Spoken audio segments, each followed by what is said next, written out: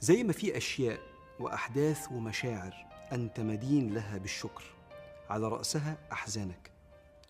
الأحزان هي الجندي الأول اللي بيحررنا من التقديس الزائد للأشخاص والأشياء.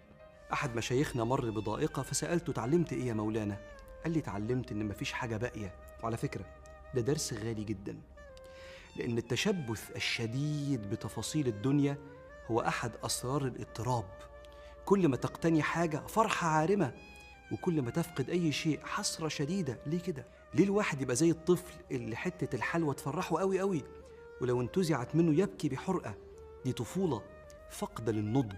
أجمل شيء إن أفراحك تكون كبيرة لكنها ناضجة. إحنا في الدنيا مش في الجنة. وأحزانك برضو تبقى ناضجة. كله بيعدي. عارف ليه؟ عشان ما تتعلقش.